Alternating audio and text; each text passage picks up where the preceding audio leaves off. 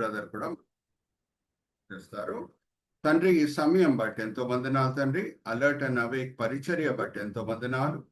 మీరు brother Israel గారికి అలాగే బ్రదర్ విజయ్ గారికి ఇచ్చిన దర్శనం బట్టి ఎంతో వందనాలు తండ్రి. ఎంతో ప్రయాసంతో కృషితో ఈ పరిచర్యని స్థాపించడమే కాదు, ముందుకు తీసుకొని వెళ్తున్నారు. ఈ సమయంలో తండ్రి, ఈ మీటింగ్ లో పార్టిసిపేట్ చేయుటకు వచ్చిన ప్రతి వ్యక్తిని మీ చేతిలో అప్పచెప్తున్నాం. ఇప్పటి వరకు 12 మంది ఉన్నాం. ఎవరెవరు జాయిన్ అవుతున్నారో వాళ్ళని కూడా మీ చేతిలో అప్పచెప్తున్నాం తండ్రి. వాళ్ళని దీవించండి, ఆశీర్వదించండి. వాళ్ళు ఈ సమయంలో వాళ్ళ గృహాల్లో రిలాక్స్ అవుతూ ఉండొచ్చు, కానీ ఎంతో ఆసక్తితో మేము వాక్యపరంగా ఆత్మికంగా బలపరచబడాలి అని మంచి కోరికలతో వచ్చి ఉన్నారు. మీరు ఆశ కలిగిన ప్రాణంని తృప్తిపరిచే దేవుడై ఉన్నారు. అందరిని కూడా మీరు తృప్తిపరుస్తున్నారు, దీవిస్తున్నారు, ఆశీర్వదిస్తున్నారని మేము నమ్ముచున్నాం. నిష్ప్రయోజకమైన మీ దీన దాసుడిని నించోబెట్టి మీ మహిమార్థమై వాడుకుంటున్నారు తండ్రి. దాన్ని బట్టి నేను మిమ్మల్ని స్తుతిస్తున్నాను. ఈ దినం, ఈ వేళ, ఈ పూట ఏమేం పాఠాలు మీరు మా కొరకు ఏర్పరచుకొని ఉన్నారు, అదంతా కూడా మా విశ్వాస నేతను మెప్పి బయలుపరుస్తారని నమ్ముచు ఈ విన్నపములు మేము యేసుక్రీస్తు పరిశుద్ధమైన నామములో వేడుకుంటున్నాం. ఆమేన్, ఆమేన్, ఆమేన్. అయితే ఇప్పుడు లెక్కనే బ్రదర్ విజయ్ గారు 2 జనరల్ స్లైడ్స్ చూపిస్తారు, ఇంట్రొడక్టరీ స్లైడ్స్. ఎందుకంటే ఫస్ట్ టైమర్స్ ఉండొచ్చు మన గ్రూప్ లో, అందుకే నేను ఎప్పుడు ఈ ఇంట్రొడక్టరీ స్లైడ్స్ తో నేను స్టార్ట్ చేస్తాను. మనము వాడే పద్ధతి ఏంటి బైబిల్ స్టడీలో? 3 అడుగులు వేస్తేనే బైబిల్ స్టడీ వెనకాలన్న ఉద్దేశములు మనము సాధించగలుగుతాం. ఒకటి, అబ్జర్వేషన్. ఒక పుస్తకం తీసుకొని అధ్యాయం బై అధ్యాయం, వచనం బై వచనం చదువుకొని ముందుకు వెళ్తుండగా ఒక వచనం దగ్గర వచ్చే ముందు మనము చేసే పని ఏంటి? 119వ కీర్తన 18వ వచనం అది చదివి వాక్యంని మనము చూడాలి. 119వ కీర్తన 18వ వచనం చదవమ్మా Shirisha. Psalm 119 verse 18. Bibles underline చేసుకోండి, అన్మ్యూట్ చేసుకొని చదవమ్మా.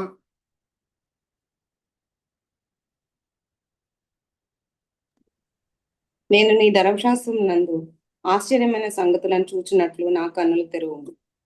ఆశ్చర్యమైన సంగతులు నేను చూచినట్లు నా కన్నులు తెరువు.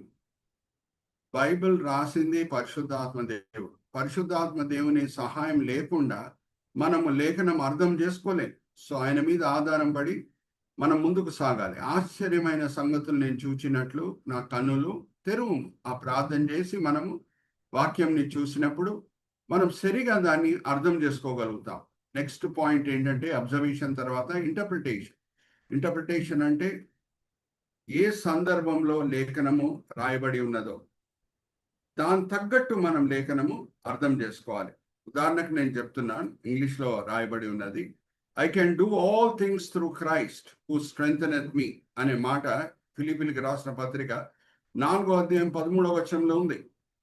దాని యాక్చువల్గా ఏ సందర్భంలో పౌలు భక్తుడు ఈ మాటలు రాస్తున్నాడు? నేను అన్నీ చేయగలుగుతాను యేసు మీద ఆధారం పడి అన్నప్పుడు మనం ఆ కాంటెక్స్ట్ ని చూడాలి, సరిగా ఇంటర్ప్రెట్ చేసుకోవాలి లేఖనము అని. అంటే ఫిలిప్పీ సంఘం ఆయనకి ఆర్థిక సహాయం చేసినప్పుడు వాళ్ళకి కృతజ్ఞతాస్తుతులు చెల్లిస్తూ వాళ్ళకి థ్యాంక్స్ చెప్తూ ఏమని అంటాడంటే, యేసుక్రీస్తు ప్రభు శక్తి వలన నేను అన్ని విషయంలో తృప్తి పొందుతున్నాను, ఏమి లేకపోయినా తృప్తి పొందుతున్నాను, సమృద్ధిగా ఉన్నా సరే నేను తృప్తి పొందుతున్నాను అని చెప్తూ క్లైమాక్స్కి వస్తాడు. I can do all things through Christ who strengtheneth me. So it is on financial matters. ఏ సందర్భంలో ఏ విషయం బట్టి పౌలు భక్తుడు ఈ మాటలు పలికాడు అంటే ఆర్థిక విషయంలోని దృష్టిలో పెట్టుకొని. ఇప్పుడు నేను మిమ్మల్ని ఒక ప్రశ్న అడుగుతానండి, కొంచెం నవ్వొస్తుంటుంది నాకు కూడా ఈ ప్రశ్న అడిగేటప్పుడు. I can do all things through Christ who strengtheneth me అనే వాక్యం మీద ఆధారం చేసుకొని ఎవరన్నా చార్మినార్ నుంచి దుంకితే దేవుడు కాపాడుతాడండి ఆ వ్యక్తిని? గివ్ మీ ఆన్సర్, అన్మ్యూట్ చేసుకొని చెప్పండి. నేను అన్యూ చేయగలుగుతానని చార్మినార్ నుంచి దుంకితే దేవుడు ఆ వ్యక్తిని వెరివాడు అని అంటాడు. ఎందుకంటే scripture has to be understood in its context. That is why interpretation is very important. సరిగా అర్థం చేసుకుంటుట, దేవుని మీద ఆధారం పడితేనే మనం వాక్యం సరిగా అర్థం చేసుకోగలుగుతాం. 3వది అప్లికేషన్. ఏమేం పాఠాలు ప్రభువారు మనకు నేర్పిస్తున్నారో లేఖనం ద్వారా ఆ పాఠాలు క్రైస్తవ జీవితంలో అమలు పరుస్తేనే బైబిల్ స్టడీ వెనకాలనున్న ఉద్దేశంలో మనము సాధించినట్టు. అందుకే యాకోబు పత్రికలో యాకోబు ఏమని రాస్తున్నాడు, మీరు వినే వాళ్ళగానే కాకుండా అమలు పరిచే వాళ్ళగా మీరు ఉండాలి. With this in background let's go to next slide brother Vijay. ఎప్పుడన్నా మనము ఏ అంశమన్నా తీసుకున్నప్పుడు we take a 360-degree perspective. ఒక అంశముతో కూడిన వేరే అంశాలు లేఖనంలో ఏమున్నాయి అనేది మనం చూస్తేనే పరిపూర్ణంగా దేవుని సంకల్పం ఏంటో మనకి అర్థమవుతుంది. So 360-degree perspective. ఉదాహరణకు నేను చెప్తున్నాను, పోయిన వారం బైబిల్ స్టడీలో యాకోబు ఇంతమందితో వచ్చాడు అని ఆదికాండం 46వ అధ్యాయంలో మనం చదువుకున్నాం. వివరాలన్నీ కూడా ఉన్నాయి. లెవి కుమారులు 3 అని ఉన్నారు. అక్కడ 3 పేర్లు మనము చదువుకున్నాం, గెర్షోము, మెరారి, కోహాత్. మనం దాంతో ఆగిపోయామా, లేకపోతే లెవికి కూతురు కూడా ఉంది అనే ఇంకొక వాక్య భాగం మనం చూసామా? చెప్పండి, అన్మ్యూట్ చేసుకొని చెప్పండి. లేవి కుమార్తె గురించి, లేవికి కూతురు కూడా ఉంది అనే మాట మనం సంఖ్యాకాండం 26వ అధ్యాయము 58, 59లో చూస్తే జోకెబేద్ ఉంది. సో దాని తర్వాత మనం అదే సంఖ్యాకాండంలో చూస్తే కోహాత్ కుమారుడు అమ్రామ్ అని ఉంది. అంటే జోకెబేద్ ఏమైపోతుంది, అమ్రామ్కి యాంటీ అవుతుంది. సో దాంతో కూడిన అన్ని వివరాలు మనం చూసాం. మోషే యేసుక్రీస్తు ప్రభువారి మధ్యన పోలికలు ఉంటాయి అనే మాట ద్వితోపదేశకాండ 18వ అధ్యాయం 18వ వచనంలో ఉన్న నెరవేర్పు ఏంటో మనం చూసాం. నేను మరి మిమ్మల్ని ఒక ప్రశ్న అడుగుతున్నాను. యేసుక్రీస్తు ప్రభువారి జన్మం అద్భుతం అనేది మనకు తెలుసు. కన్యక మరియా ద్వారా ఆయన జన్మించాడు. దేన్ని బట్టి మనం చెప్పగలుగుతున్నాం మోషే జన్మం కూడా అద్భుతం అని? అన్మ్యూట్ చేసుకొని చెప్పండి. దేన్ని బట్టి చెప్పగలుగుతున్నాం మోషే జన్మం కూడా అద్భుతం అని? పోయిన వారం చాలా వివరంగా నేను మీతో పంచుకున్నాను, చాలా లోతులో వెళ్ళి పంచుకున్నాను. చెప్పండి, అన్మ్యూట్ చేసుకొని చెప్పండి.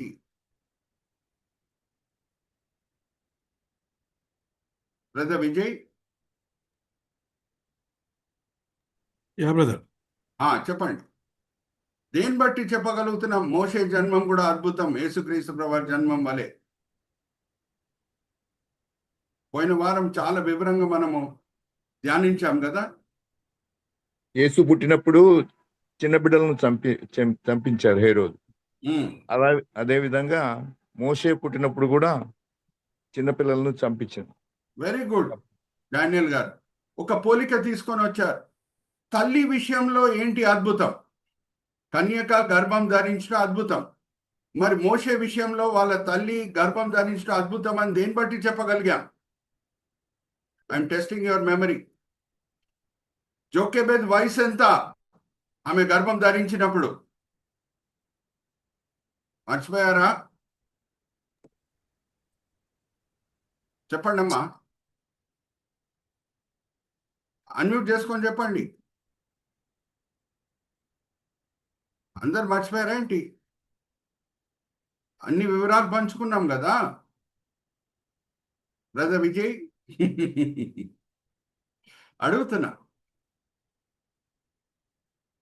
134 సంవత్సరములు జోకెబెద్ వయసు. ఎలాగా అనేది మనం చార్ట్ పెట్టి గ్రాఫ్ పెట్టి అన్ని కూడా చూసాం. So that is called taking 360-degree perspective. తర్వాత మరి మిమ్మల్ని అడుగుతున్నా, యోసేపు మరియని పెళ్లి చేసుకునే విషయంలో వెంటనే రాజీ పడాడా, లేకపోతే దేవుడు మాట్లాడాల్సి వచ్చిందా యోసేపుతో మరియా పెళ్లి చేసుకునే విషయంలో?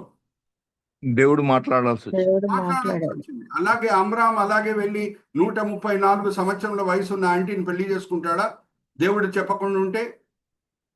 చెప్పండి, అన్మ్యూట్ చేసుకోండి. సో అక్కడ కూడా we see divine intervention. So please మీ దగ్గర నుంచి జవాబులు వస్తుంటే నాకు చాలా ఎంకరేజింగ్ ఉంటుంది. అంటే మీరు అంతా కూడా బైబిల్ స్టడీని చక్కగా ఫాలో చేస్తున్నారు. అందుకే నేను ప్రతి వారం క్విజ్ కూడా పెడుతున్నాను, క్విజ్తో కూడిన నోట్స్ కూడా పెడుతున్నాను. I hope and pray that all of you are reading those notes. దాని ప్రింట్అవుట్ కూడా మీరు తీసుకుంటున్నారు, ఫైల్ కూడా చేస్తున్నారని నేను నమ్ముతున్నాను. ఎందుకంటే ఆ నోట్స్ మీరు క్రోనలాజికల్ ఆర్డర్ చాప్టర్ వైజ్ పెడితే మీకు ఫుల్ బైబిల్ స్టడీయే, ఫుల్ ఒక బైబిల్ కామెంటరీయే వచ్చేస్తుంది ఒక్కొక్క పుస్తకం మీద. Okay, So with this in background, let's go to the next chapter. Brother, అదే చాప్టర్లో మనము కొన్ని వర్సెస్ చూసామండి. 46వ అధ్యాయంలో మొదటి వచనము ట్రావెల్, అన్ని కూడా రైమింగ్ వర్డ్స్, ఎల్తో ఎండ్ అయ్యే వర్డ్స్. 2 నుంచి 4 వచనాలు రివీల్, 5 నుంచి 27 డీటెయిల్, దాని తర్వాత 28వ వచనము foretell. Brother Vijay, you can point a cursor as I'm reading it out. 29, 30 reveal, 31 నుంచి 34 డీల్.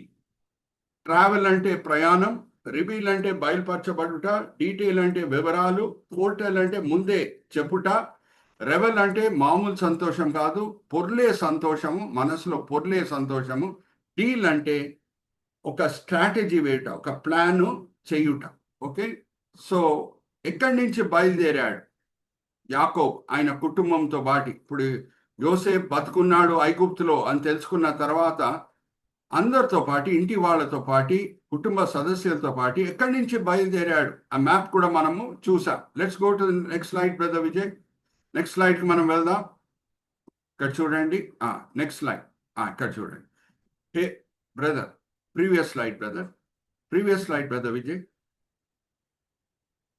హెబ్రోన్ నుంచి ఇక్కడ చూడండి, హెబ్రోన్ మీద కర్సర్ పెట్టి చూపిస్తారు బ్రదర్ విజయ్ గారు. అక్కడ యాకోబు నివసించేవాడు.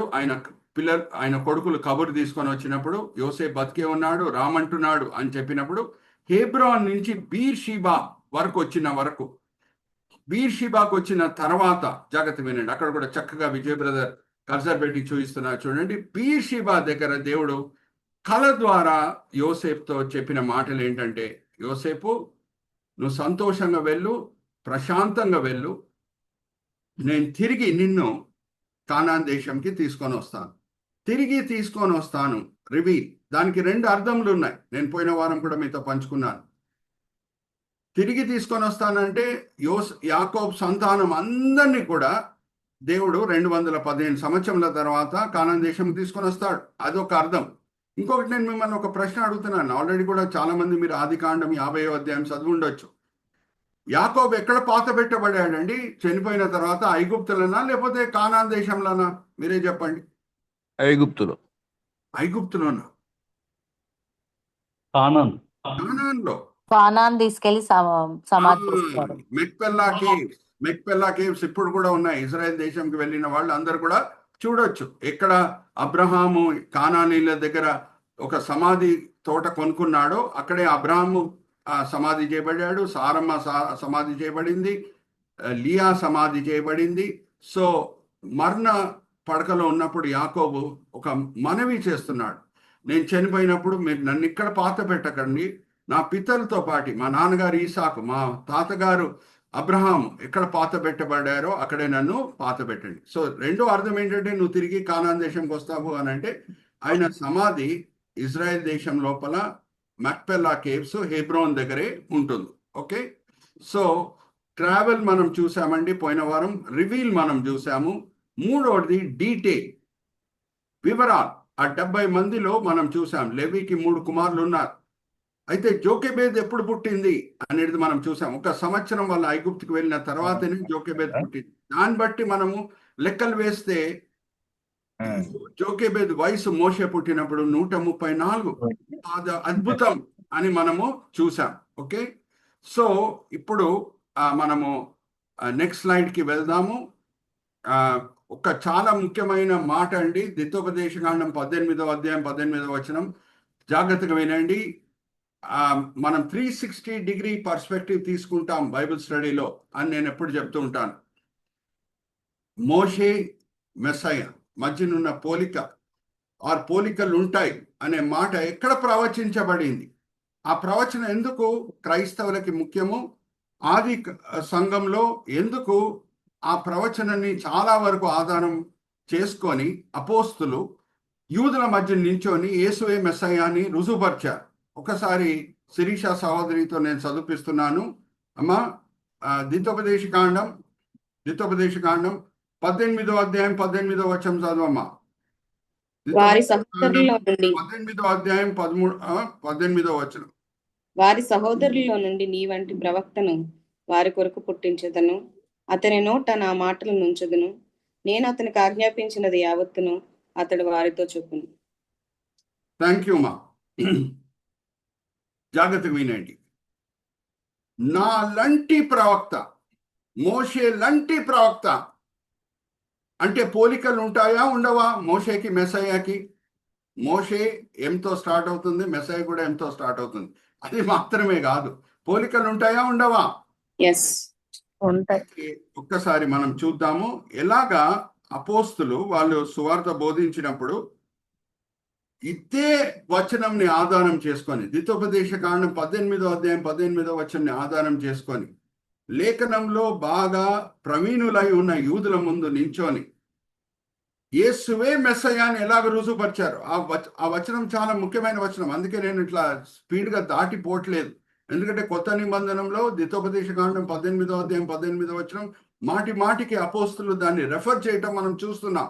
ఒకసారి తీయమ్మా, అపోస్తుల కార్యం 3వ అధ్యాయం 21వ వచనం చదవమ్మా, 22వ వచనం చదవమ్మా. అపోస్తుల కార్యం 3వ అధ్యాయం 22వ వచనం బైబిల్స్ అండర్లైన్ చేసుకోండి. పేతురు నించొని మాట్లాడుతున్నాడు. అప్పుడే మోషే ఇట్లా నేను అమ్మా జాగ్రత్త వినండి. పుట్టినప్పటి నుంచే లేమ్ మ్యాన్ అంటే నడవలేని వ్యక్తి, కుంటివాడు, ఆయనని స్వస్థపరిచినప్పుడు ఆశ్చర్యపడి అందరు కూడా అక్కడ పేతురు యోహాన్ దగ్గర నించొని ఉన్నారు. ఎటువంటి గొప్ప కార్యం వీళ్ళు చేశారు, ఈ అద్భుతం ఎలాగ చేయగలిగారు అన్నప్పుడు అవకాశంని వాడుతూ పేతురు ప్రసంగం చేస్తున్నాడు. ఆ ప్రసంగంలో చాలా ముఖ్యమైన విషయం ఏం తెలియజేస్తున్నాడు? 3వ అధ్యాయం 22వ వచనం చదవమ్మా. మోషే ఇట్లా నేను ప్రభు అయిన దేవుడు నా వంటి ఒక ప్రవక్తను మీ సహోదరులో నుండి మీ కొరకు పుట్టించును. ఆయన మీతో ఏమి చెప్పినను అన్ని విషయములలో మీరు ఆయన మాట వినవలను. థ్యాంక్ యూ మా. సో ఈ మాట చాలా ముఖ్యమైన మాట. ద్వితోపదేశ కాండం 18వ అధ్యాయం 18వ వచనం ప్రవచన చాలా ముఖ్యమైన ప్రవచన. ఎందుకంటే ఆది సంఘంలో అపోస్తులు మాటి మాటికి ఈ వాక్యంని ఆధారం చేసుకొని సువార్త బోధించేవారు. ఇంకొక విషయం కూడా నేను మీతో పంచుకుంటున్నాను, జాగ్రత్తగా వినండి. సనద్రీన్ సభలో స్టెఫెను సాక్ష్యం పంచుకున్నప్పుడు వెంటనే ఒక గొప్ప అపోస్తులు, కాబోయే అపోస్తులు, ఆయన సాక్ష్యం విన్నాడు. అప్పుడే మారలేదు కానీ తర్వాత మారాడు. ఆయన ఎవరండి? ఎవరి గురించి మాట్లాడుతున్నా నేను? చెప్పండి. Paul. Very good, right answer, very good. So Stephen కూడా ఆయన సాక్ష్యం పంచుకునే సమయంలో ఇదే వాక్య భాగంని ఆధారం చేసుకొని ఆయన మాట్లాడతాడు. ఒక్కసారి ఆ వాక్య భాగం కూడా చదువుకుందామా? మా అపోస్తుల కార్యం 7వ అధ్యాయము 37వ వచనం చదవమ్మా. అపోస్తుల కార్యం 7వ అధ్యాయం 37వ వచనం. ఎలాగా, ఎందుకు ద్వితోపదేశ కాండం 18వ అధ్యాయం 18వ వచనం ముఖ్యమైనది అనేది మరి మీకు తెలియజేస్తున్నాను. ఎందుకంటే ఆది సంఘంలో అపోస్తులు ఈ వాక్యంని ఆధారం చేసుకొని సువార్త మాటి మాటికి బోధించేవారు. 7వ అధ్యాయం 37వ వచనం అమ్మ, అపోస్తుల కార్యం. నా వంటి ఒక ప్రవక్తను దేవుడు మీ సహోదరుల్లో మీకు పుట్టించును అని ఇశ్రాయేలుతో చెప్పిన మోషే ఇతడే. హల్లెలూయా, ప్రైజ్ ది లార్డ్. చూడండి, పేతురు ద్వితోపదేశ కాండం 18వ అధ్యాయం 15వ వచనంని ఆధారం చేసుకొని సువార్త బోధిస్తున్నాడు. అలాగే స్టెఫెను ద్వితోపదేశ కాండం 18వ అధ్యాయం 18వ వచనంని ఆధారం చేసుకొని సాక్ష్యం పలుకుతున్నాడు. So this is a very important verse. అందుకే ఇంత లోతులు వెళ్తున్నాను, 360 డిగ్రీ పర్స్పెక్టివ్. మోషే మెస్సయ్య మధ్యన పోలికలు అని అంటే మొదట్లో జన్మంలో పోలికలు. ఇద్దరు జన్మం అద్భుతమే. కన్యక మరియ గర్భం ధరించడం అద్భుతమే. జోకేబేదు 134 సంవత్సరముల వయసు ఉన్నప్పుడు గర్భం ధరించట అద్భుతమే. అలాగే పెళ్లి విషయంకి మనం వస్తే, let's go to next slide brother Vijay. నేను ఎం వాడి మీ ముందు తీసుకొని వస్తున్నాను, చూడండి. Moses and messiah. బ్రదర్ ఒక్కసారి కజర్ పెట్టి చూపించండి brother. Moses and messiah. Only M మాత్రమే కాదండి, ఇద్దరు పేర్లలో ఉన్న పోలిక. Similarities after mother and marriage of parents. అంటే ఆల్రెడీ తల్లి విషయంలో, ఆమె గర్భం ధరించే విషయంలో, తల్లిలు గర్భం ధరించే విషయంలో పోలికలు ఏంటో నేను పంచుకున్నాను. వాళ్ళ తల్లిదండ్రుల పెళ్లి విషయంలో కూడా దేవుని చెయ్యి ఎలాగుండిందో అది కూడా నేను మీతో పంచుకున్నాను. ఈరోజు ఇంకా 2 ప్రాముఖ్యమైన విషయాలు మీతో పంచుకొని మరి మనము 46వ అధ్యాయంకి వచ్చేద్దాం. ఇప్పుడు నేను మిమ్మల్ని ఒక ప్రశ్న అడగబోతున్నాను. మోషే ద్వారా దేవుడు ఇజ్రాయేలీలతో నిబంధన కుదిరించుకున్నాడు. ఓకే, అది మనం పాత నిబంధనము అని బైబిల్లో అంటాం. ఓకే, బైబిల్లో పాత నిబంధన ప్రాముఖ్యమైన భాగం ఏమనంటే దేవుడు మోషే ద్వారా ఇజ్రాయేలీలతో నిబంధన కుదిరించుకున్నాడు. మరి క్రైస్తవులతో ఎవరి ద్వారా నిబంధన కుదిరించుకున్నాడు దేవుడు? ఎవరి ద్వారా? Jesus. Jesus, right answer. Messiah ద్వారా క్రైస్తవులతో నిబంధన కుదిరించుకున్నాడు. ఇప్పుడు ఈ పోలిక ఒకటి చాలా ముఖ్యమైనది మీ ముందు తీసుకొని వస్తున్నాను. మోషేతో ఇజ్రాయేలీలకి నిబంధనతో కూడిన ఆజ్ఞలు ఇచ్చేటప్పుడు దేవుడు రాసి పలకల మీదన్నా చుట్ట మీదన్నా రాసి మోషేకిచ్చి, మొదట్లో మోషేకిచ్చి, జాగ్రత్త వినండి, మోషేకిచ్చి తర్వాత ప్రజలకి మోషే ద్వారా అందించాడు. ఉందా మాటలు అలాగే? తీయమ్మా, నిర్గమకాండం 31వ అధ్యాయం 18వ వచనం చదవమ్మా. నిర్గమకాండం 31వ అధ్యాయం 18వ వచనం. జాగ్రత్త వినండి. ఈ పోలిక మనకు అర్థమైనప్పుడు హల్లెలూయా, ప్రైజ్ ద లార్డ్ చెప్పకుండా మన నోట్లను మనం ఆపుకోలేం. ఇట్లా పొంగుతుంది. దేవుని పట్ల ప్రేమ, రుణము, ఆశ్చర్యం పొంగుతుంది ఈ విషయం మనం తెలుసుకున్నప్పుడు. ఓకే, నిర్గమకాండం 31వ అధ్యాయం 18వ వచనం చదవమ్మా.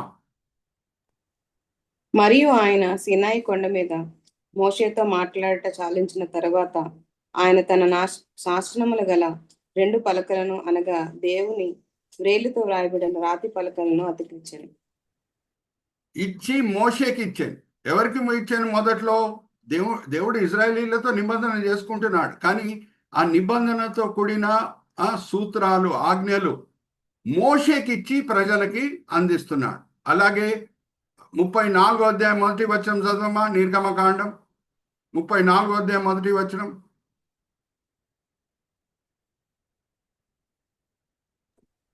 మరియు యెహోవా మోషేతో మొదటి పలక వంటి మరి 2 రాతి పలకలను చెక్కుము. నీవు పగలగొట్టిన మొదటి పలకల మీదనున్న వాక్యములను నేను ఈ పలకల మీద రాసేదను. రాసి ఇచ్చాడు మోషేకి, మోషే ద్వారా ప్రజలకి ఇచ్చాడు. సో పాత నిబంధనతో కూడిన ఆజ్ఞలు ఎవరికి మొదటిగా ఇచ్చినట్టు?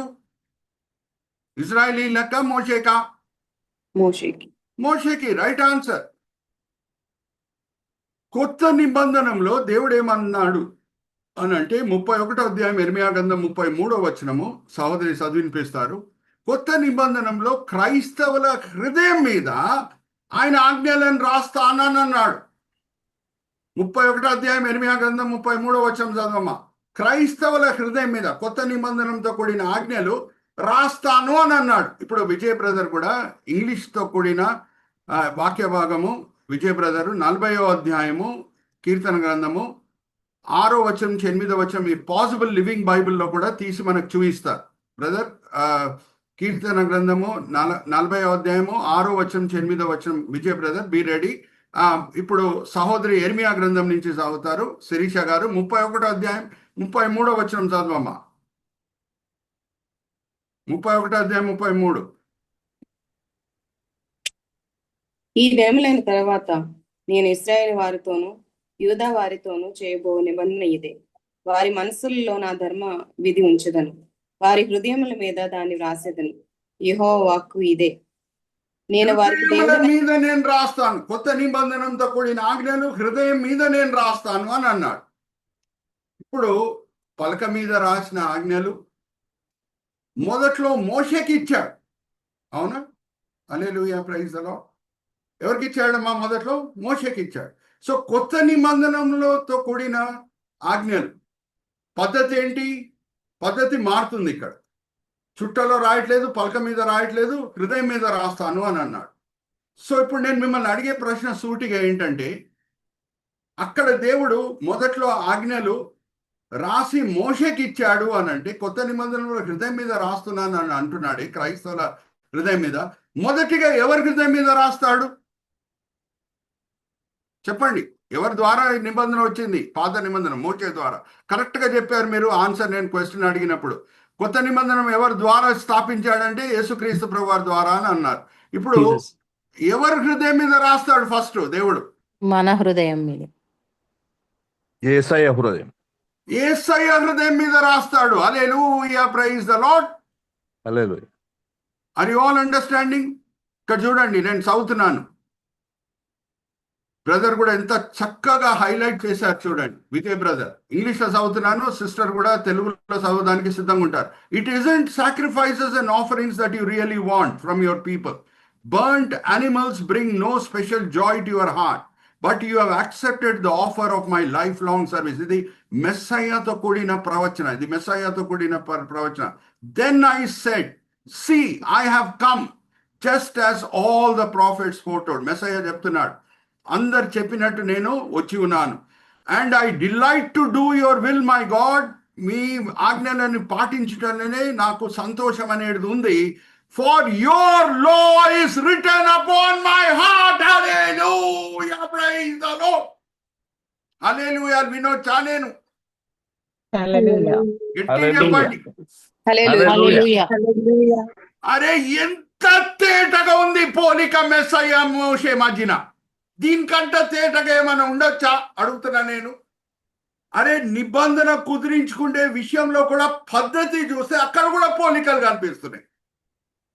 పాత నిబంధన ఆజ్ఞలు మొదట్లో దేవుడు పలక మీద రాసి మోషేకిచ్చి ప్రజలకు అందిస్తున్నాడు. కొత్త నిబంధనలో మన హృదయం మీద రాస్తాను అంటే మొదట్లో మెస్సయ్య, మన రక్షకుడు ఎవరి ద్వారా కొత్త నిబంధన దేవుడు మనతో కుదిరించుకుంటున్నాడో ఆయన హృదయం మీద మొదట్లో రాశాడు. Hallelujah, praise the Lord. Are you understanding? ఎందుకండి మనం బైబిల్ స్టడీ చేస్తున్నాం? ఆశ్చర్యమైన సంగతులు నేను చూచినట్లు నా కన్నులను తెరువు. నా దేవుడు ఎంత గొప్ప దేవుడు అని గ్రహించాలి బైబిల్ స్టడీ ద్వారా. నా హృదయంలో ప్రభువారి పట్ల రుణం, ప్రేమ నేను నూతనపరచుకోవాలి. నా దేవుడు ఎంత గొప్ప దేవుడు అని గ్రహించి. Hallelujah, praise the Lord. Amazing similarity కదా మోసేకి మెస్సయ్యకి. Are you all understanding? Can I hear an hallelujah from the group? Hallelujah. Hallelujah. Hallelujah. Yes, praise the Lord. So ఇదొక గొప్ప పోలిక మోషే మెస్సయ్య మధ్యన.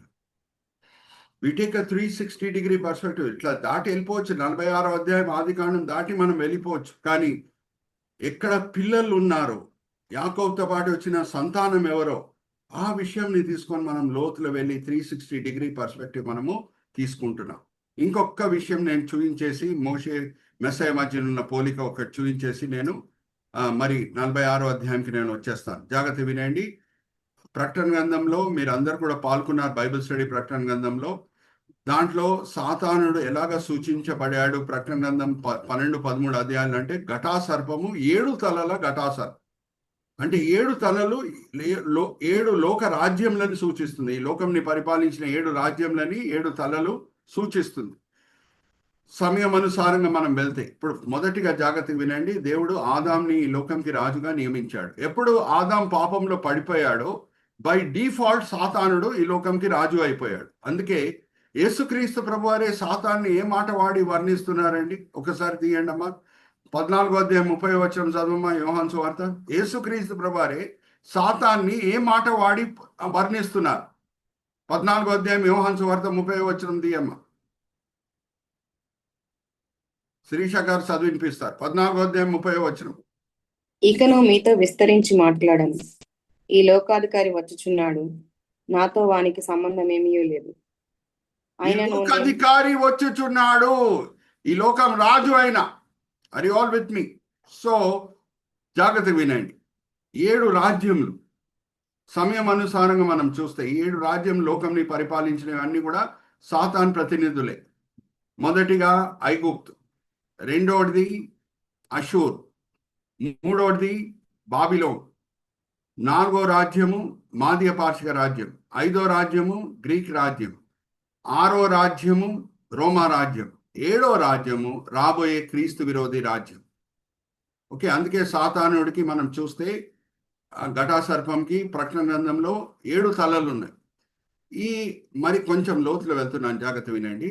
ఈ 7 రాజ్యంలో కూడా మనం చూస్తే ఒక పోలిక ఉంటుంది. ఏమనంటే, మరి మిమ్మల్ని ఒక ప్రశ్న అడుగుతాను. సాతానుడు మొదటి నుంచే చెడ్డోడా అండి, లేకపోతే మొదట్లో మంచోడై ఉండి తర్వాత చెడ్డోడయ్యాడా? అన్మ్యూట్ చేసుకొని చెప్పండి. మొదటి మొదట్లో నుంచే మంచోడు. చెడ్డోడా? మొదట మంచోడు.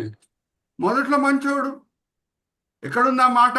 ఒకసారి తీయండి అమ్మా. 28వ అధ్యాయం ఎజెకియెల్ గ్రంథం. ఎజెకియెల్ గ్రంథం 28వ అధ్యాయం 14-15 చదవమ్మా. ఇప్పుడు నేను ఒక పోలిక తీసుకొని వస్తున్నాను మోషే మెస్సయ్య మధ్యన. 28వ అధ్యాయం 14-15 ఎజెకియెల్ గ్రంథం. అభిషేకమునందున కెరుబు అయిన యొక్క ఆశ్రయముగా నీ ఉంటివి, అందుకే నేను నిన్ను నియమించి అభిషేకం పొంది నువ్వు ఉంటివి.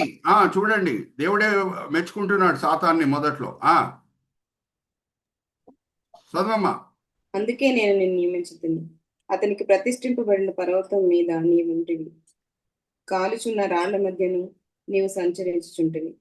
నీవు నియమింపబడిన దినము కొలది పాపము నీ యందు కనబడే వరకు ప్రవర్తన విషయంలో నీవు యథార్థవంతుడిగా ఉంటివి. అరే, ప్రవర్తన విషయంలో నువ్వు యథార్థవంతుడిగా ఉంటివి. పాపం నీలో వచ్చే వరకు, గర్వం నీలో వచ్చే వరకు. ఇప్పుడు 7 రాజ్యములు కూడా మనం చూస్తే, నేను మిమ్మల్ని అడుగుతున్న ప్రశ్న, యోసేఫ్ టైంలో ఉన్న ఫారో, ఐగుప్తు రాజ్యం ఈ లోకంని పరిపాలించింది. యోసేఫ్ టైంలో ఉన్న ఫారో మంచోడు, కానీ దాని తర్వాత మోషే టైంలో ఉన్న ఫారో మంచోడా చెడ్డోడా?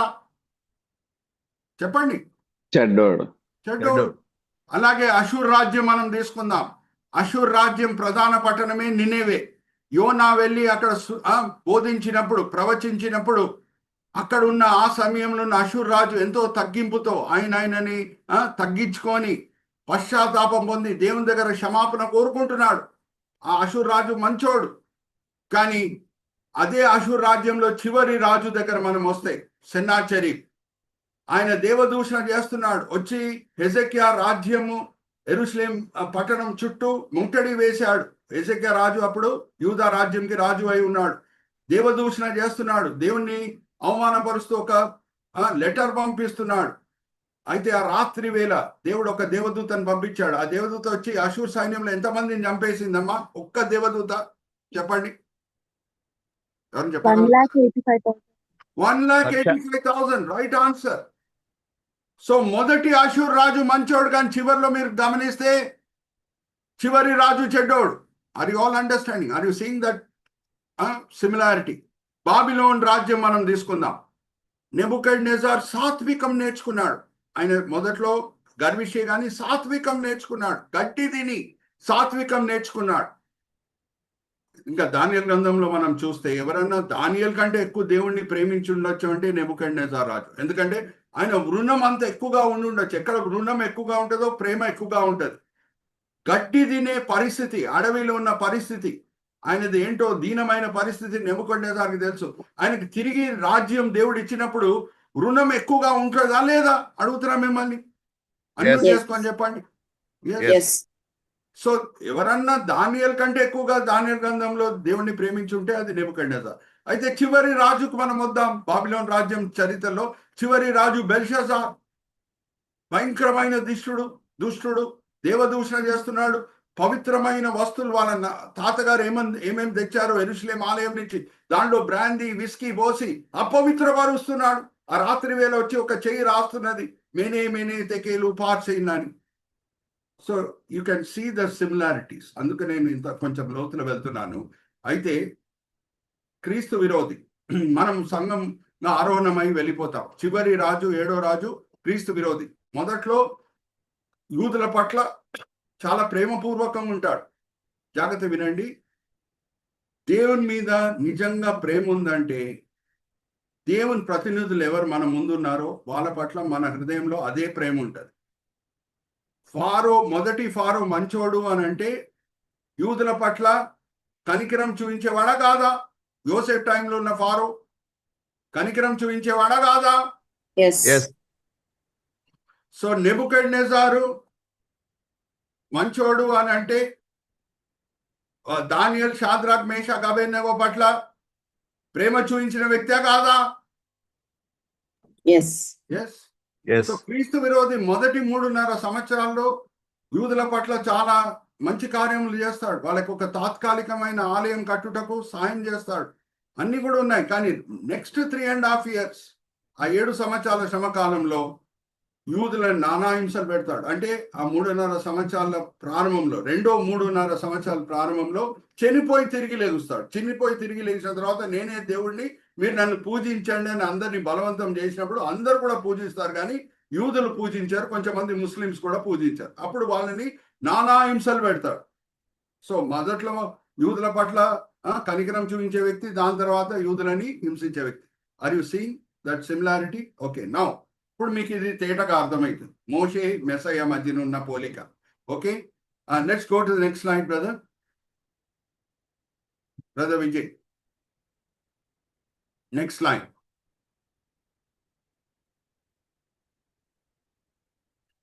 ఇక్కడ చూడండి, నేను మోషే మెస్సయ్య అనగానే అన్ని ఎంసే వాడుతున్నాను. ప్రీవియస్ స్లైడ్కి వెళ్ళండి విజయ్ బ్రదర్, ప్రీవియస్ స్లైడ్. ఇక్కడ చూడండి, మోషే మెస్సయ్య ఎంఎం మీద కర్సర్ పెట్టి చూపించాడు బ్రదర్, ఎంఎం. అలాగే మదర్, మ్యారేజ్ ఆఫ్ పేరెంట్స్. తర్వాత మెథడాలజీ అంటే ఇచ్చే పద్ధతి, నిబంధన ఇచ్చే పద్ధతి, అక్కడ కూడా పోలిక. ఇక్కడ మ్యాసకర్ అంటే ఎంతో మంది ఒకేసారి చంపబడుట. మోషేని వాడి దేవుడు, జాగ్రత్త వినండి, మోషేని వాడి లోకంని పరిపాలించిన మొదటి రాజ్యం ఐగుప్తు సైన్యంని ఎర్ర సముద్రంలో పాతబెట్టాడు అని అంటే చివరి లోక రాజ్యం, క్రీస్తు విరోధి రాజ్యం, విశాలమైన సైన్యంని మెస్సయ్యని వాడి ఆర్మగద్దోన్లో పాతబెడతాడు. హల్లెలూయా, ప్రైజ్ ద లార్డ్. హల్లెలూయా చెప్పండి, ఎక్కడ ఉన్నారు? హల్లెలూయా. అది అండర్స్టాండ్. హల్లెలూయా. ప్రకటన గ్రంథం 19వ అధ్యాయం 11వ వచనం నుంచి 21వ వచనంలో ఏముంది? విశాలమైన సైన్యం తీసుకొని వస్తాడు క్రీస్తు విరోధి, యెరూషలేంని ముట్టడి వేస్తాడు, అందరు యూదులను చంపేద్దామని కోరుకుంటూ ఉంటాడు. ఆ సమయంలో యూదులు 2000 సంవత్సరాల క్రితం తునికరించిన మెస్సయ్య వైపు చూసి ప్రార్థన చేసినప్పుడు మెస్సయ్య వచ్చి ఆ విశాలమైన సైన్యంని ఆర్మగద్దోన్లో పాత పెడతాడు. So look at the amazing similarities between Moses and Messiah. ఇంకొకటి చెప్పేసి నేను 46వ అధ్యాయం మరి నేను తిరిగి వస్తాను. మోషేలో కూడా మనం చూస్తే 2 రాకడలు మనకు కనిపిస్తాయి. 40వ సంవత్సరం వయసు ఉన్నప్పుడు మోషే ఒక ఐగుప్తుడు వాడు యూదుడిని హింసించేటప్పుడు ఒక ఐగుప్తుడిని చంపి నాయకుడుగా అవుదామని ట్రై చేస్తే యూదులు అంగీకరించారా మోషేని 40వ సంవత్సరం వయసు ఉన్నప్పుడు? నో. కానీ 2వ రాకడప్పుడు 80వ సంవత్సరం వయసు ఉన్నప్పుడు 2వ రాకడప్పుడు నాయకుడుగా అంగీకరించారు. మెస్సయ్య మొదటి రాకడప్పుడు యూదులు మెస్సయ్యను అంగీకరించలేదు, 2వ రాకడప్పుడు అంగీకరిస్తారు. Hallelujah, praise the Lord. Hallelujah. Amazing are the similarities between Moses and Messiah. Are you understanding? ఒక సెమినారే మనం పెట్టవచ్చు, మోషే మెస్సయ్య మధ్యన పోలికలు అనే సెమినారే మనం పెట్టి ఎన్నో విషయాలు మనము నేర్చుకోవచ్చు. Anyway, coming to the main point, 46వ అధ్యాయంకి వచ్చేయండి బ్రదర్. అవుట్లైన్కి మనం వచ్చేద్దాం. ఇప్పుడు డీటెయిల్ అన్ని కూడా అయినప్పుడు 21వ వచనం అదొక్కటి నేను హైలైట్ చేశాను గ్రీన్ కలర్లో. ఆల్రెడీ దాంతో కూడిన విషయాలు నేను మీతో పంచుకున్నాను. ఏమనంటే ఈసాక్ని అబ్రహాం మోరియా కొండ మీద తీసుకొని వెళ్ళినప్పుడు ఈసాక్ ఎలాగ లేఖనంలో వర్ణించబడాడంటే చిన్నవాడు. కానీ యాక్చువల్గా ఆ చిన్నవాడికి వాడబడిన పదం ఏంటంటే హీబ్రీ భాషలో నార్ అంటే అబ్రహాం వయసుతో పోలిస్తే చిన్నవాడు, కానీ యాక్చువల్లీ చిన్నవాడు కాదు. ఈసాక్ వయసు 37 సంవత్సరాలు, అది నేను మీతో పంచుకున్నాను. సో ఇక్కడ మనం చూస్తే 45వ అధ్యాయంలో ముందున్న అధ్యాయంలో యూదా బతుములాడుతున్నాడు యోసేపుతో. ఏమనంటే ఈ చిన్నవాడిని మీరు ఇడిచిపెట్టండి. ఆ చిన్నవాడు అనే మాట వాడినప్పుడు బెంజమిన్ని వర్ణించుటకు అక్కడ కూడా వాడబడిన హీబ్రీ పదం ఏంటంటే నార్ అంటే యూదా వయసుతో పోలిస్తే బెంజమిన్ చిన్నవాడు, కానీ విడిగా చూస్తే చిన్నవాడు కాదు. Are you all with me? So ఎంతమంది పిల్లలు ఉన్నారు ఆల్రెడీ బెంజమిన్కి మనం చూద్దాం. ఆ 70 మందిలో బెంజమిన్ సంతానము వివరాలన్నీ కూడా రాయబడి ఉన్నాయి. ఒకసారి 21వ వచనం చదవమా. నా ఫింగర్స్ చూడండి, ఎంతమంది కొడుకులు ఉన్నారో బెంజమిన్కి ఆల్రెడీ మనం చూద్దాం.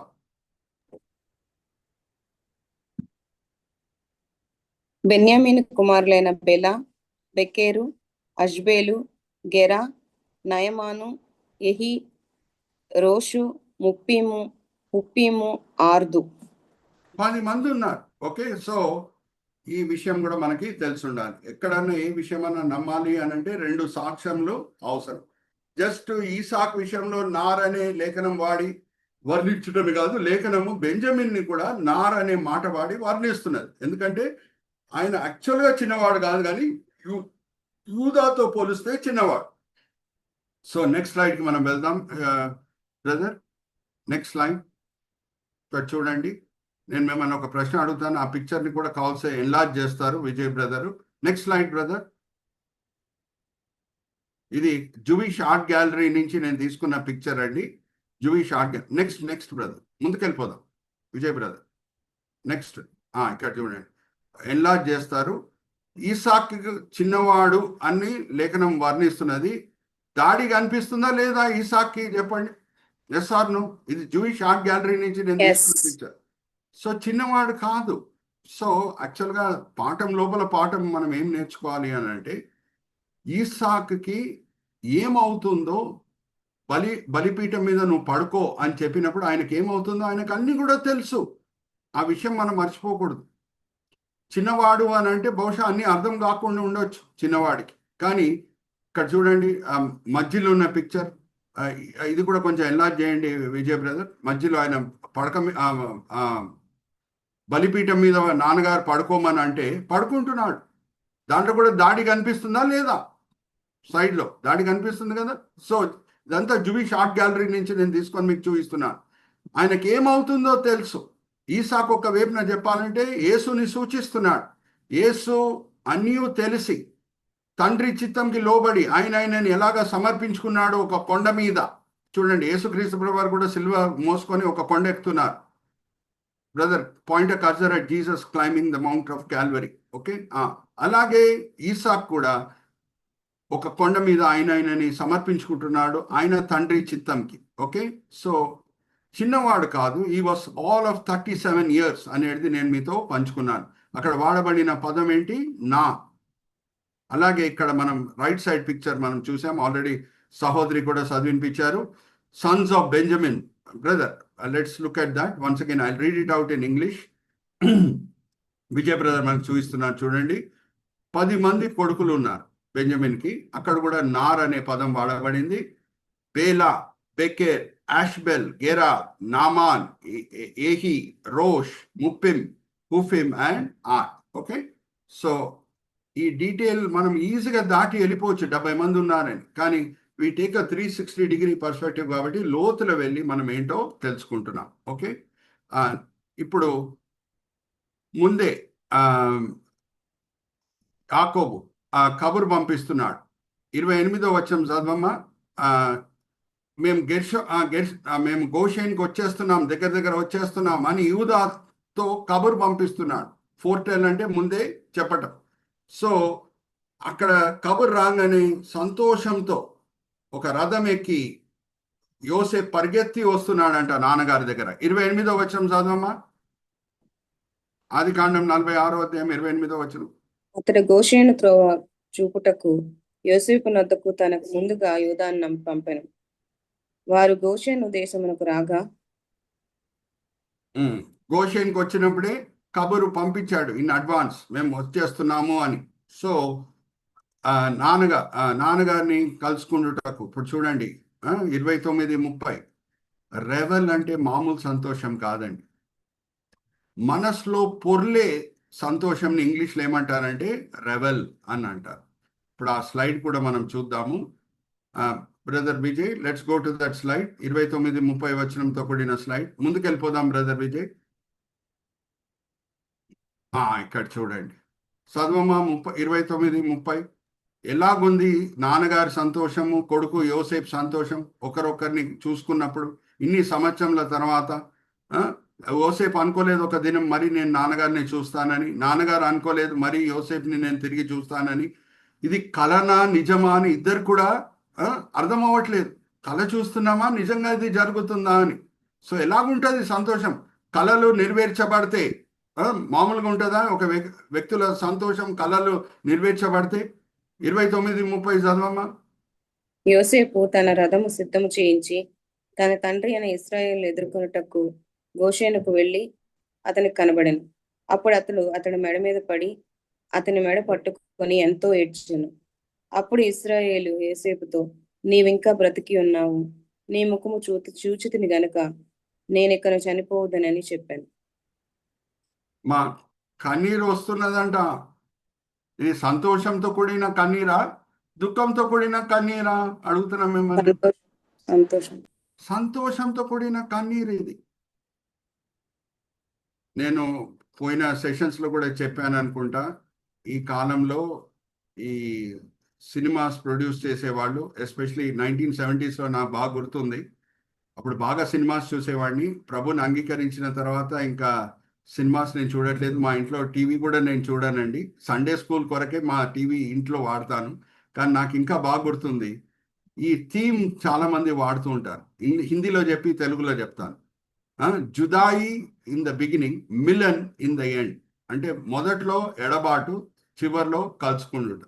అది అందరికీ చాలా నచ్చుతుంది అటువంటి స్టోరీ లైన్ ఉంటే. అరే అది స్టోరీ, ఇది నిజము. Hallelujah, praise the Lord. Can I hear an hallelujah? Hallelujah. అరే ఇది నిజమండి. అది స్టోరీలో చదివితేనే ప్రజల మనసులో ఇదా ఇట్లుంటుందా కథ, ఇట్లుంటుందా ఎండింగ్, ఇట్లుంటుందా క్లైమాక్స్ అని అనుకుంటారు. ఇది నిజంగా దేవుడు చేసి చూపించారు. Hallelujah, praise the Lord. So amazing is the reunion of father and the son. ఇంకా నాన్నగారికి ఎంత సంతోషం కలుగుతుందంటే, ఈ రోజు నేను చనిపోయినా సరే పర్వాలేదు, దీనికంటే ఎక్కువ సంతోషం నేను అనుభవించలేను అని అంటున్నాడు. చాలా నిజమే. Are you all with me? So దీని తర్వాత ఇంకొక ఇంపార్టెంట్ పాయింట్కి మనం వస్తున్నాం. ఇది నేను చెప్పాను కదా, క్రైస్తవులము అని అంటే అప్లికేషన్ వినే వాళ్ళంగానే కాకుండా అమలు పరిచే వాళ్ళంగా మనము ఉండాలి. సో యోసేపు, ఆయన కోరిక ఏంటంటే వాళ్ళ నాన్నగారు అన్నలు సుఖించాలి, ఐగుప్తులో సారంతో కూడిన భూమిలో ఉండాలి. ఆయన కోరిక అది. ఓకే, సో నెక్స్ట్ స్లైడ్కి మనం వెళ్దాం. Next slide brother Vijay. Deal అంటే స్ట్రాటజైజ్. ఎటువంటి ప్లాన్ చక్కగా వేస్తున్నాడు. ఇక్కడ మీరు లెఫ్ట్ సైడ్ పిక్చర్ చూడంగానే మీకు ఏ గేమ్ గుర్తొస్తున్నది brother? Point a cursor at the horse. ఏ గేమ్ గుర్తొస్తున్నది మీకు? Chess. Very good.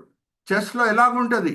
Planning, strategizing అంటే జస్ట్ ప్లానింగ్ చేయటమే కాదు, ఎలాగ ప్లాన్ వేయటము అని అంటే మనకు విరోధంగా కూర్చున్న వ్యక్తి మనం అనుకున్నట్టే స్పందిస్తాడు. కానీ అక్కడ మనం ఎవరితోనో పోటీ చేస్తున్నామో, ఇక్కడ యోసేపు వేసిన ప్లాన్ ఏంటంటే, ఆయన వేసిన స్ట్రాటజీ ఏంటంటే, జాగ్రత్తగా వినండి. అందుకే ప్రభువారు మనల్ని ఏమై ఉండాలని కోరుకుంటున్నారు. కొత్త నిబంధనకి మనం వస్తే, అప్లికేషన్ పార్ట్కి మనం వస్తే, నెక్స్ట్ స్లైడ్కి వెళ్ళండి విజయ్ బ్రదర్. Next slide. క్రైస్తవులంగా మనం ఏమై ఉండాలంట? పావురం వలె నిష్కపటంగా, సర్పం వలె జ్ఞానంగా ప్రవర్తించాలి. ఒకసారి చదవమా, మత్తయి సువార్త 10వ అధ్యాయం 16వ వచనం. మత్తయి సువార్త 10వ అధ్యాయం 16వ వచనం. ఎలాగై ఉండాలి మనం క్రైస్తవులంగా? అలాగే విజయ్ బ్రదర్ ఎక్కడ కర్సర్ పెట్టి చూపించాలో అక్కడ కర్సర్ పెట్టి చూపిస్తారు. ఇదిగో తోడేళ్ల మధ్యను గొర్రెలను పంపినట్లు నేను మిమ్మల్ని పంపుచున్నాను గనుక పాము వలె వివేకులను, పావురం వలె నిష్కపటులనై ఉండు. పావురము చాలా జాగ్రత్తలు పాటిస్తుంది.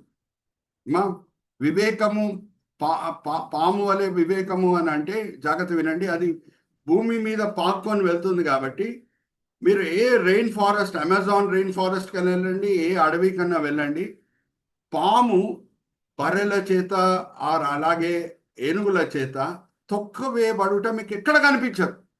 రీజన్ ఏంటి? అది పాక్కొని వెళ్తుంది కాబట్టి. దూరం నుంచి ఏనుగులు వస్తున్నాయి, దూరం నుంచి బర్రెలు వస్తున్నాయి అంటే గ్రౌండ్ వైబ్రేషన్ అది ఫీల్ అవుతుంది. గ్రౌండ్ వైబ్రేషన్ ఫీల్ అయినప్పుడు అరే ఏదో ఆపద వస్తుందని అది వెళ్ళి పుట్టలో దాక్కుంటుంది. అందుకే పాము తొక్కివేయబడుట దేని చేత? బర్రెల చేత అన్న ఏనుగుల చేత మీకు ఎక్కడ కనిపించదు. సో ఆ విషయంలో జాగ్రత్తను మీరు పాటించండి. అలాగే పావురం వలె నిష్కపటం అంటే మీరు ఏ ప్లాన్ వేసినా సరే జాగ్రత్తలు పాటించే విషయంలో, అధికారుల చేత మేలు పొందే విషయంలో మీరు జాగ్రత్తలు పాటిస్తున్నారు, బానే ఉంది, కానీ నిష్కపటంగా ఉండండి. అంటే ఎవరికి హాని దాని వలన కలగకూడదు. పావురం ఎవరినైనా చంపుతుందమ్మా? అడుగుతున్నా మిమ్మల్ని, అన్మ్యూట్ చేసుకొని చెప్పండి. పావురం వలన ఎవరికైనా ఆపద కలుగుతుందా? సో పావురం వలె వివేకము, పావురం వలె నిష్కపటం. సో ఎటువంటి చక్కని ప్లాన్ వేస్తాడు అని అంటే యోసేపు. Go back to the previous slide brother, previous slide. ఏమని చెప్తాడు అని అంటే, ఎటువంటి ప్లాన్ వేస్తాడు అని అంటే అన్నలకు చెప్తాడు. ఏమనంటే, నేను మిమ్మల్ని ఫారో దగ్గర తీసుకొని వెళ్తాను. అప్పుడు ఖచ్చితంగా ఫారో అడుగుతాడు, మీరేంటి, మీ మెయిన్ వ్యాపారం ఏంటి, కానాన్ దేశంలో మీరు ఏం చేసేవారు, బట్టలు కుట్టేవారా, వ్యవసాయం చేసేవారా, లేకపోతే గొర్రెల కాపర్లా అని అడుగుతాడు. ఖచ్చితంగా అడుగుతాడు. అప్పుడు మీరు జవాబు ఇవ్వండి, మేము గొర్రెల కాపర్లము అని జవాబు ఇవ్వండి. అప్పుడు ఆయన గొర్రెల కాపర్లు అందరు కూడా ఎక్కువ వరకు గోషేన్లో ఉండేవారు. బ్రదర్ పాయింట్ కర్సర్ ఎట్ గోషేన్, చూడండి గోషేన్. సో గోషేన్ ప్రాంతం మీకు అలాట్ చేస్తాడు ఫారో.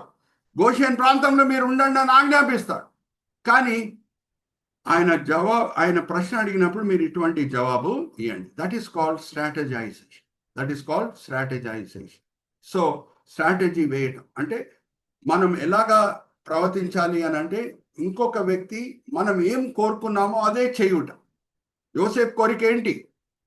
నాన్నగారు అన్నలు గోషేన్లో సంతోషించాలి, వర్ధిల్లాలి, సారంతో కూడిన భూమి వాళ్ళకి దొరకాలి. సో ఆయన వేసిన ప్లాన్ చాలా చక్కగా ప్రేమపూర్వకమైన ప్లాను. ఫారోకి విరోధంగా ఏమీ లేదు దాంట్లో.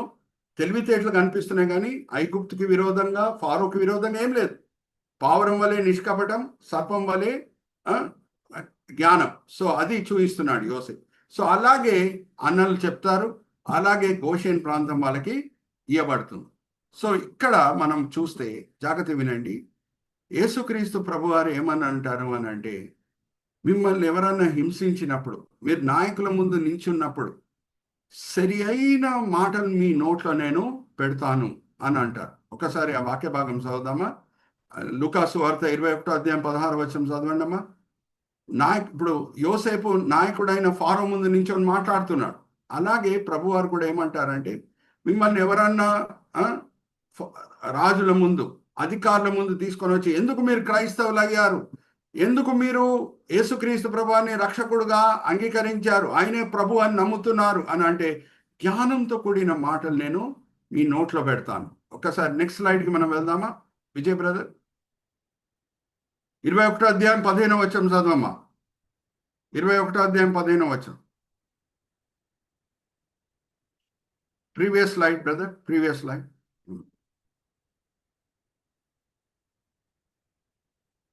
మా లూకాసు వార్త 21:15. శిరీష గారు ఉన్నారా? మీ విరోధులందరూ ఎదురాడుటకును కాదనుటకును.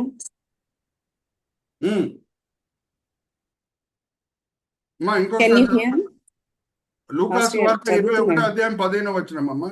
మీ విరోధులందరూ ఎదురాడుటకును కాదన శిరీష సిస్టర్, మీ విరోధులందరూ ఎదురాడుటకును కాదనుటకును వీలు కాని వాక్కును జ్ఞానమును నేను మీకు అనుగ్రహింతును. జ్ఞానం నేను ఇస్తాను, సరి అయిన మాటలు పలుకుటకు జ్ఞానం ఇస్తాను. అప్పుడు స్ట్రాటజీ అని అంటే, మీరు ఏమి ఎవరికి హాని కలిగించే అవసరం లేదు. వాళ్ళ మధ్యనే గొడవలు అయితే గొడవలు అవుతాయి, కానీ మీరు ఎవరికి హాని చేయకండి అని ప్రభువారు అంటున్నారు. జ్ఞానంతో కూడిన మాటలు నేను మీ నోట్లో పెడతాను. అయితే ఇదే మాట 360 పర్స్పెక్టివ్ మనం తీసుకుంటున్నాం కాబట్టి, ఒక సందర్భంలో పౌల్ని ఆయన మీద నేరములు మోపుటకు యూదుల నాయకులు ఏం చేస్తారు అని అంటే, రోమా నాయకుల ముందు తీసుకొని వస్తారు యూదుల నాయకులు అనగానే నేను మిమ్మల్ని అడుగుతున్నా, పరిసయ్యులకి సదుకీలకు ఉన్న వ్యత్యాసం ఏంటి? పరిసయ్యులు పునరుద్ధానంని నమ్ముతారు, సదుకీలను నమ్ముతారండి పునరుద్ధానంని? అన్మ్యూట్ చేసుకొని చెప్పండి. Give me an answer. No. సదుకీలు పునరుద్ధానం ఉందని నమ్ముతారా? నమ్మరు. సో ఎంత జ్ఞానంతో కూడిన మాటలు పౌలు భక్తుడు మాట్లాడుతున్నాడో ఈ స్లైడ్లో మనం చూద్దాం. ఎలాగ స్ట్రాటజీ వేస్తున్నాడు, ఏమి ఆయన కోరుకున్నాడో ఆ స్పందన అక్కడ పుడుతున్నది. That is called strategy. Okay, జ్ఞానంతో కూడిన మాటలు, పావురం వలె నిష్కపటంగా, ఓకే, కానీ సర్పం వలె జ్ఞానంతో కూడిన మాటలు. అక్కడి నుంచి తప్పించుకోవడానికి పౌలు భక్తుడు దేవుడిచ్చిన జ్ఞానం ఎలాగ వాడుతున్నాడో మనం చూద్దాం. Brother Vijay, come to that slide. నేను ఆ పిక్చర్ చూసి మిమ్మల్ని ఒక క్వశ్చన్ అడుగుతాను, పిక్చర్ చూపించి.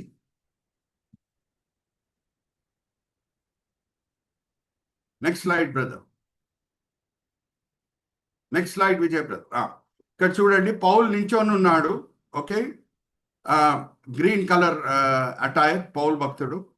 ఇక్కడ యూదుల నాయకులు ఉన్నారు. Left side red colour band shirt వేసుకొని ఉన్నాడు చూడండి. లెఫ్ట్ సైడ్ కార్నర్ ఆయన ఒక యూదుల నాయకుడు. ఇట్ సైడ్ లెఫ్ట్ సైడ్ పిక్చర్లోనే బ్రదర్, లెఫ్ట్ సైడ్లోనే ఆయన. అక్కడ ఒక యూదుల నాయకుడు ఉన్నాడు. అలాగే ఈ కార్నర్లో ఇంకొక యూదుల నాయకుడు ఉన్నాడు. ఓకే, ఇద్దరు కలిసి పౌల్కి విరోధంగా నేరములు మోపి ఆయనకు మరణశిక్ష విధించాలని వాళ్ళ కోరిక. ఓకే, రోమిల దగ్గర తీసుకొని వచ్చారు. రోమిల నాయకుడు వెనకాల ఉన్నాడు చూడండి, అక్కడ చూడండి. Very good, thank you Vijay brother. ఇప్పుడు నేను మిమ్మల్ని ఒక ప్రశ్న అడుగుతున్నాను. ఇద్దరు కలిసి యూదుల నాయకులు తీసుకొని వచ్చారు పౌల్ని, అక్కడ మరణశిక్ష విధించాలి రోమిల చేత అని. ఇప్పుడు ఈ ఇద్దరు యూదుల నాయకుల మధ్యన గొడవ అవుతుందా లేదా? రైట్ సైడ్ పిక్చర్ చూడండి విజయ్ బ్రదర్, ఇక్కడ చూడండి, కర్సర్ పెట్టి. ఇద్దరి మధ్యన గొడవలు అవుతున్నాయా లేదా అడుగుతున్నా. ఎవరు కలిసి పౌల్కి విరోధంగా ఒక మరణశిక్ష విధించాలి పౌల్ మీద రోమిలను కోరుకున్నారు? వీళ్ళ మధ్యన గొడవ స్టార్ట్ అయిందా లేదా చెప్పండి. పిక్చర్ చూస్తే మీకు అర్థం లేదు, గొడవ స్టార్ట్ అయిందా? సో ఎంత స్ట్రాటజీ వాడుతున్నాడో పౌల్ భక్తుడు చూడండి. చెస్ గేమ్ ఆడినట్టు ఏం చేశాడు పౌల్ భక్తుడు, ఎలా తప్పించుకున్నాడు అక్కడి నుంచి, ఎలాగ వీళ్ళ మధ్యనే గొడవలు స్టార్ట్ అయినాయి చూద్దాం. ఇది చూసేసి మనం ముగిద్దాం. ఎందుకంటే ప్రభు గారు చెప్పారు, సరి అయిన మాటలు సరి అయిన సమయంలో నీ నోట్లో పెడతాను. ఎప్పుడు ప్రజలు నీకు విరోధంగా ఏమైనా చేయడానికి ప్రయత్నించినప్పుడు. సో 23వ అధ్యాయం చదవమ్మా, 6వ వచనం, 6 నుంచి 9 చదవమ్మా, 6 నుంచి 10 చదువు. 23వ అధ్యాయం అపోస్తల కార్యం 6 నుంచి 10. ఎక్కడెక్కడ కర్సర్ పెట్టి చూపించాలో విజయ్ బ్రదర్ కర్సర్ పెట్టి చూపిస్తారు. 23వ అధ్యాయం అపోస్తల కార్యం 6వ వచనం నుంచి 11వ వచనం వరకు చదువుకోవచ్చు. 23వ అధ్యాయం. వారిలో ఒక భాగము సద్దుకాయులను మరొక భాగము పరిసయ్యులై ఉన్నట్టు పౌలు గ్రహించి, సహోదరులారా, నేను పరిసయ్యుడను, పరిసయ్యుల సంతతి వాడను. మనకున్న నిరీక్షణ గూర్చియు మృతుల పునరుద్ధానమును గూర్చియు నేను విమర్శింపబడుచున్నానని సభలో బిగ్గరగా చెప్పాను. అతడు అలాగూ చెప్పినప్పుడు పరిసయ్యులను సద్దుకాయులను కలహం పుట్టినందున ఆ సమూహము 2 పక్షముల ఆయను.